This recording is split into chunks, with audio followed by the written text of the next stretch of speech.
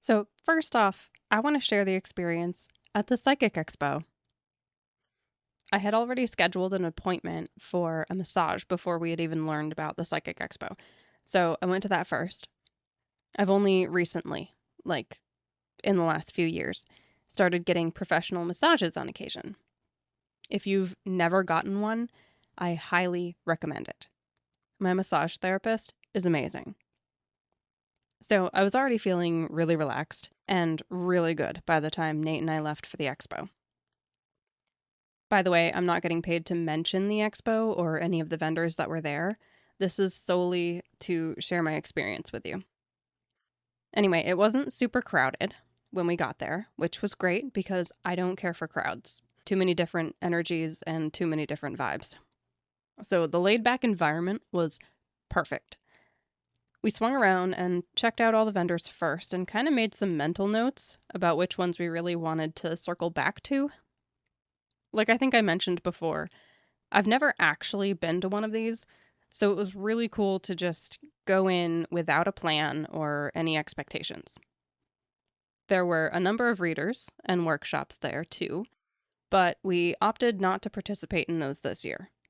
That's probably something that we'll do next year. We did end up circling back to a few vendors, but there were three notable ones that really made our experience there.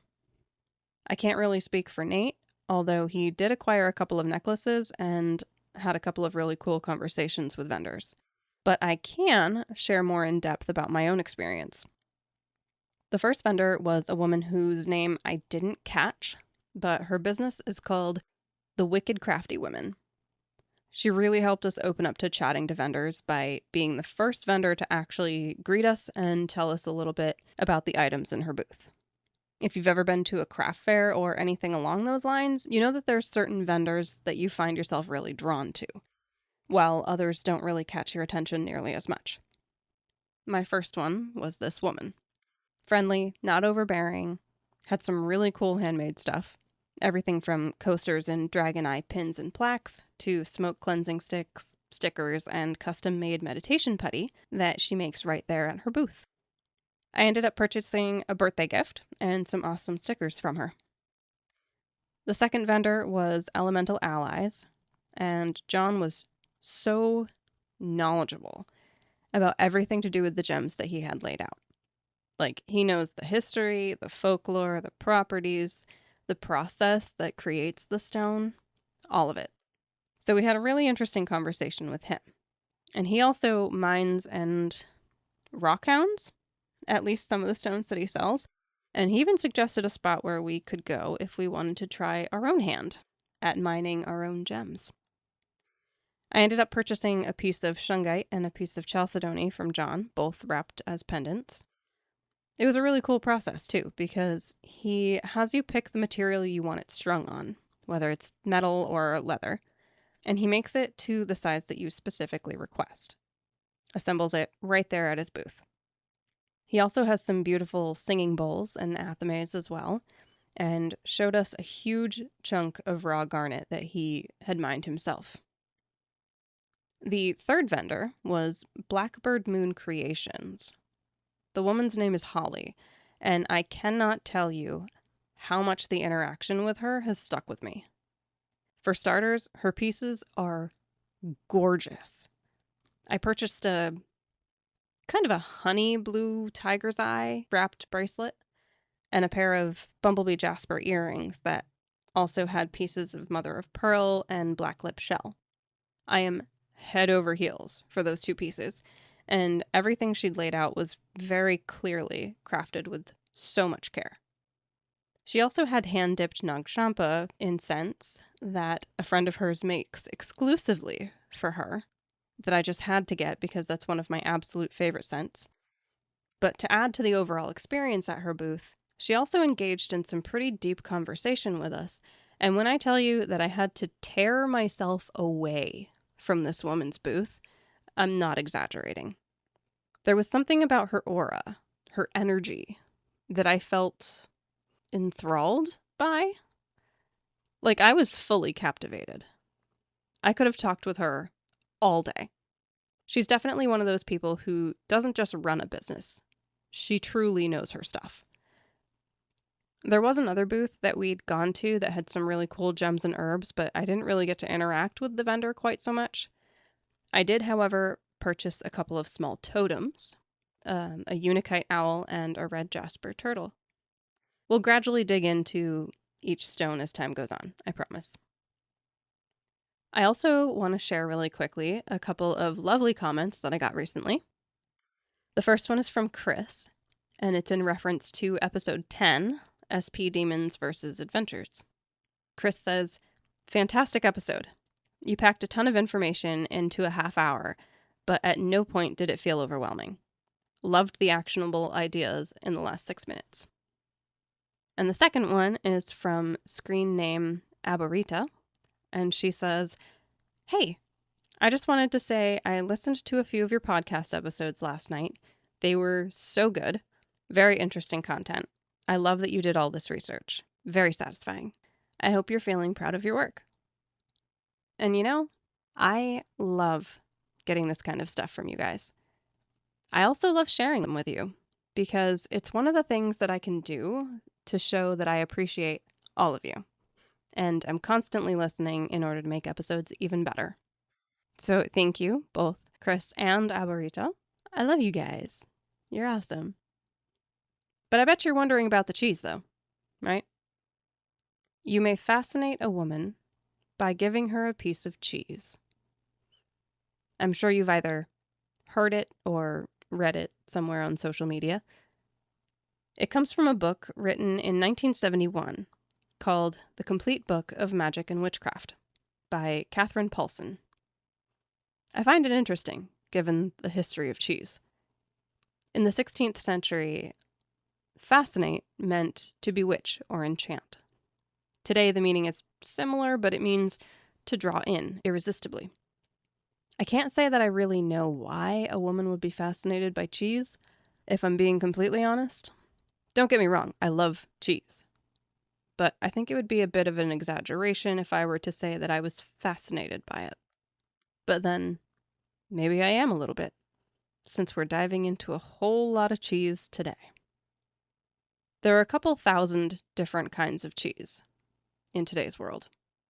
We've got Gouda, Brie, Parmesan, sharp cheddar, provolone, mozzarella, ricotta, blue cheese, Swiss cheese, feta, and the list goes on and on. Cheese is generally a good source of calcium, protein, fat, vitamin B12, and zinc. And Wisconsin is the #1 cheese producer in the U.S. and has been since 1910. It's also the only state in the U.S. that offers a master cheesemaker program. They take it very seriously. But cheese is an old creation. How old? Well, it predates recorded history. The actual time and place of origin is unknown, since we as humans didn't start recording until later. But the estimated time frame is about 8,000 to 10,000 years ago. Ancient Greek mythology mentions cheese and the art of cheesemaking. There's evidence of cheese and cheesemaking in Egyptian tomb murals that date back to about 4,000 to 5,000 years ago. There's evidence of cheesemaking in Poland and Switzerland that date back 7,000 and 8,000 years, respectively. They match up to the same time frame that early farming began happening in those areas. In Mongolia, there's evidence of cheese and cheesemaking dating back 8,000 to 9,000 years, when early settling and farming began there. In Sumeria, 4,000 BCE, which is about 6,000 years ago, there's evidence of offerings of cheese, yogurt, cream, and milk to the goddess Inanna. Some say that 7,000 BCE, which would be about 9,000 years ago, may have been when cheese was introduced to our palates, and possibly by mistake. This is just about the beginning of the Neolithic era of ceramics and pottery. But let's kind of zoom out for a little bit and put this into some perspective. Humans, or if we want to get more specific and go with scientific names, Homo sapiens, have been around for about 300,000 years. Stop and think about that. The current evolution of what we know as humans have been walking the earth for 300,000 years. Homo sapiens have lived through 2 ice ages. So the earth, if we zoom out more, goes through glacial and interglacial periods. There have been a handful of them throughout the life of the earth, at least that we have proof of. And glacial periods are the ones we call ice ages. Interglacial periods are the warmer periods in between ice ages. We are in an interglacial period right now. If you remember anything from school, you might remember hearing the Younger Dryas. If not, here's a quick little explanation. The last ice age that we had ended about 13,000 years ago. However, there was an interruption of the warming of the Earth, and there was a sudden and dramatic shift back to the glacial temperatures of the last ice age.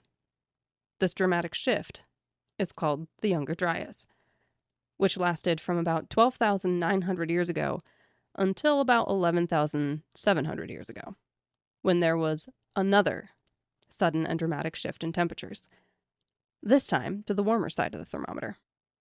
Humans were nomadic through the Ice Age, but as the Earth warmed and glaciers melted away, changing the landscape and creating more and more stable and habitable places to live, we see what's known as the Neolithic Revolution. This is when we gradually went from being nomadic hunters and gatherers to learning how to domesticate animals. We eventually began settling, building more permanent homes, started cultivating the land and domesticating animals even more, especially the milk-producing animals. This is where cheese may have made an appearance. One of the theories is that there was a need to store milk for transportation. The best way for early farmers to do this was by making containers made from the stomachs of animals, specifically the grazing herbivores like sheep, goat, bison, and cattle, to name a few. There's an enzyme in the stomachs of these animals called rennet. This enzyme helps to ferment the animal's food before it moves on to the digestion phase. This enzyme also causes milk to coagulate, splitting it into curds and whey. Another theory is that with the invention of early ceramics and pottery in this same time frame, milk was stored in sealed pottery for transportation, and prolonged exposure to heat during transportation caused the milk to curdle. Another theory is the practice of salting to preserve food. The theory is that once the milk curdled, salt was added to try to preserve it. And one last theory that I have for you is that juices from fruits were added to the milk. The acids from the fruit juice curdled the milk and resulted in a type of cheese. At any rate, by 100 BCE, cheesemaking was widespread and highly valued in Europe and the Middle East. There were hundreds of varieties of cheese produced and traded throughout the Roman Republic and beyond. And actually, the Romans helped refine the techniques to making cheese. By the time the 2nd century rolled around, Greek diviner Artemidorus Daldianus mentions tyromancy in his writings. In other words, divination by cheese. Artemidorus claimed that tyromancy was the most unreliable form of divination, and that it, and I quote, threatened the work of real diviners. How does it work? Well, it involves observing the shape, number, and size of holes, mold patterns, and rind textures to find symbols that can be interpreted. Cheeses with lots of holes or mold variations are preferred, but any cheese can be crumbled into smaller pieces that can be read. It's not a form of divination that's widely practiced today. For a long time, though, cheese was considered mysterious and magical because of how it's made. In the 12th century, mystic Hildegard von Bingen compared the making of cheese to the miracle of life, a process that took something liquid and turned it into something solid and substantial. Only slightly earlier than Hildegard, but still in the 12th century, historian William of Malmesbury, hopefully I pronounced that correctly, wrote of his concern when it came to female Italian innkeepers. It seems that he was under the impression that they were particularly prone to enchanting pieces of cheese that they would give their customers, which would turn them into beasts of burden. Think along the lines of donkeys. All through the medieval and early modern periods, cheese was used to identify thieves and murderers. The cheese would be blessed, and a piece would be given to each of the suspects. If they were guilty, they wouldn't be able to swallow the cheese. It was also used by young women to determine who they would marry in the future. The names of suitors would be carved into pieces of cheese, and whichever molded first, the name of that suitor was the man that they'd be marrying. Cheese is often linked to love, fertility, and sometimes even seduction. Its magical properties are success, happiness, transformation, and divination, with a side of love and romance. We see a little bit of this in the 14th century Germany, where taking a bite out of some bread and cheese and then tossing it over your shoulder was meant to ensure fertility within your romantic relationship. By 1615, Europe was introducing cheese to the Ming Dynasty in Asia. Although Europe has been credited with the exposure of cheese to Asia, there seems to be some question as to whether or not that's accurate. Cheese isn't and hasn't ever been a staple food in Asia, so it's possible that there was some type of cheese in existence previous to 1615. And along a similar vein, the Aztecs, who were around from the early 1300s to 1521, had a cheese-like food that they made from algae called, and forgive me if I get this incorrect, tequitlatl. And some Native American tribes made a few different types of cheese. Although similar to Asia, cheese was not common in the diet. A couple of examples are the Iroquois, who made cheese from deer or elk milk, and the Navajo, who made cheese from goat milk. A little further into the 17th century, Puritan dairy farmers brought their knowledge over from across the pond, and cheese production began in the U.S. Now, I know a lot of people think of burly men when they hear the words dairy farmers in the U.S., but dairying was actually seen exclusively as a female occupation for a very long time. Throughout human history, women have been the primary cheesemakers. Even in the U.S., women would be the ones producing cheese on the farm. It wasn't easy work either. There was collecting the supplies needed, milking the cows, hauling the milk, skimming off the cream to make butter, churning the butter, and then processing the milk to turn it into cheese, and then pressing the cheese. That is, until the birth of the cheese factory.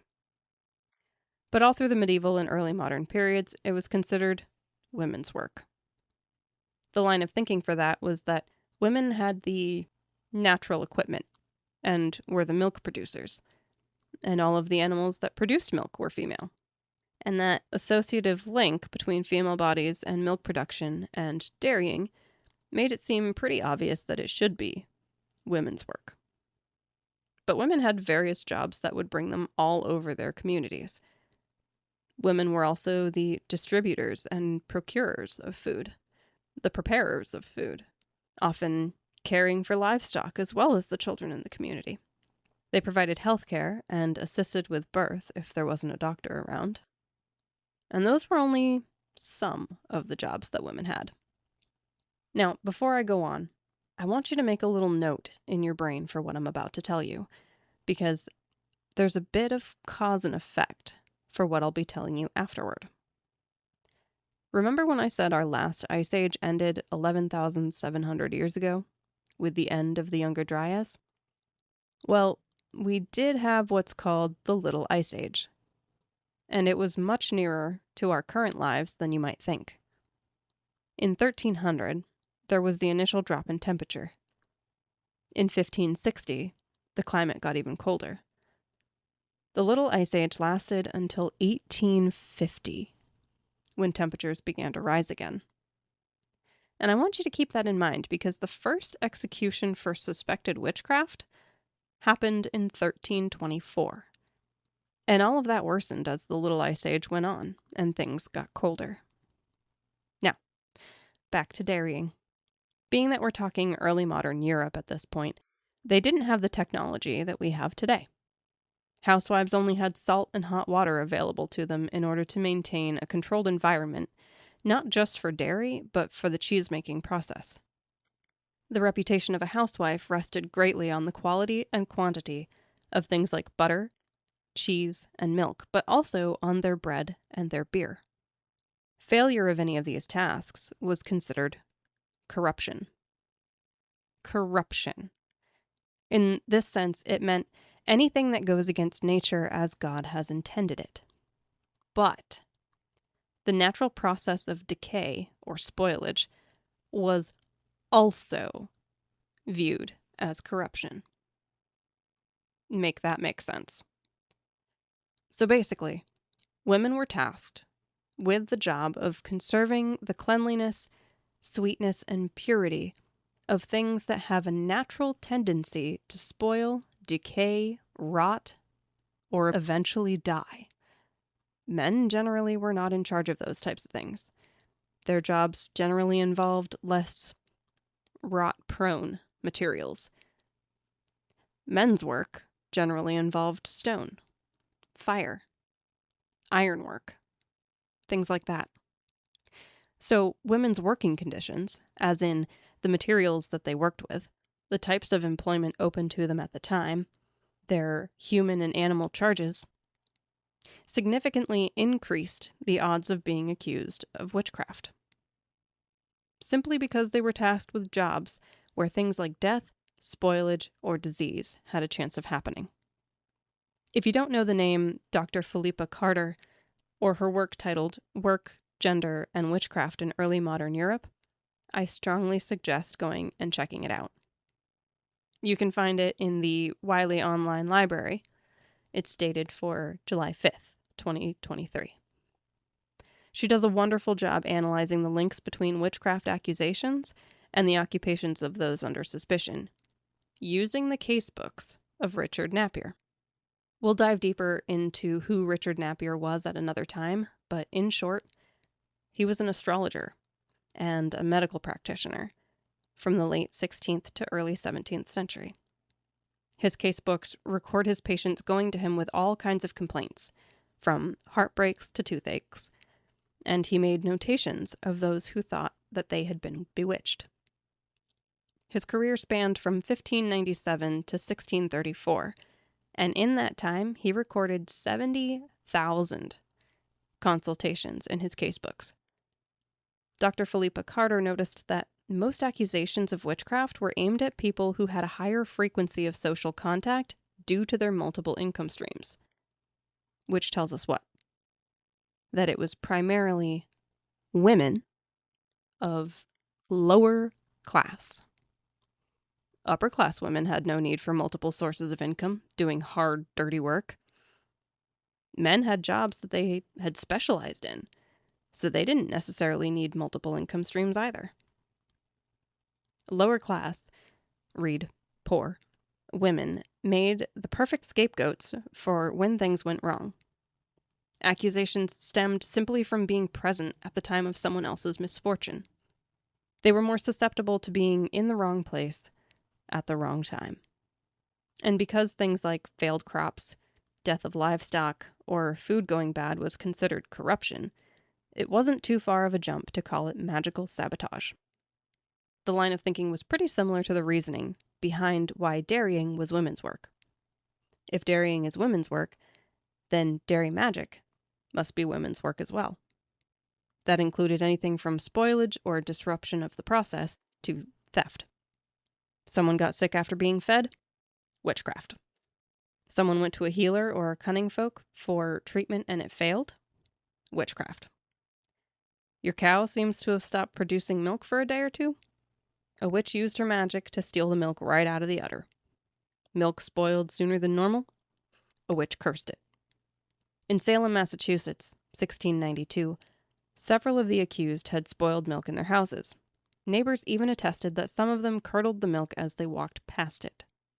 There's also a mention of a woman named Isabel Maine, who, in 1650, suspected that her milk was cursed because, try as she might, she was unable to get the curdled milk to turn into cheese.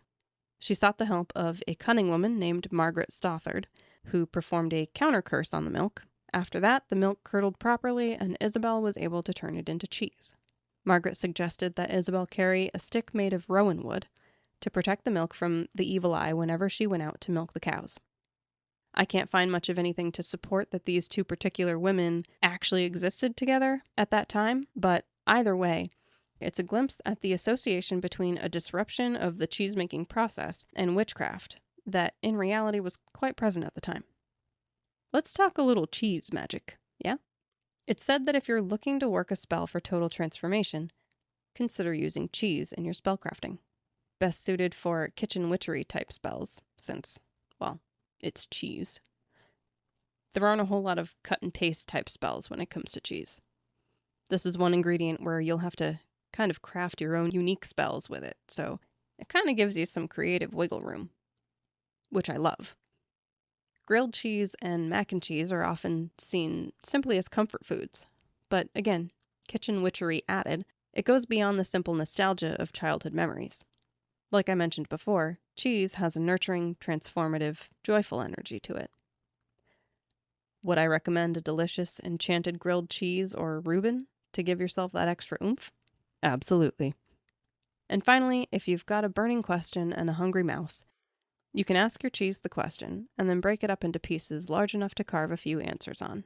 Put the cheese into the cage with the hungry mouse, and whichever piece of cheese the mouse goes to first is your answer. Personally, I'm more of a kitchen witch when it comes to cheese. Reuben, anyone? Thanks so much for tuning in and hanging out with me today. If you enjoyed this episode and don't want to miss out on future episodes, hit those like and follow buttons. Next time, we're going to talk about obsidian and mirror scrying. I can't wait to share it with you. For now, you can find me on Facebook, Witchful Journey Podcast, on Instagram at _witchful_journey, on BlueSky at awitchfuljourney.bsky.social, and on YouTube, A Witchful Journey. I enjoy hearing from listeners, so if you pop in, say hi. Leave me a rating, or if you're really feeling it, a review. If you'd like to contribute, donate, or buy my next podcast coffee, whatever you want to call it, check out A Witchful Journey on ko-fi.com. That's ko-fi.com. You can also send stories and experiences to awitchfuljourney@gmail.com. I'm April, and we are on a witchful journey.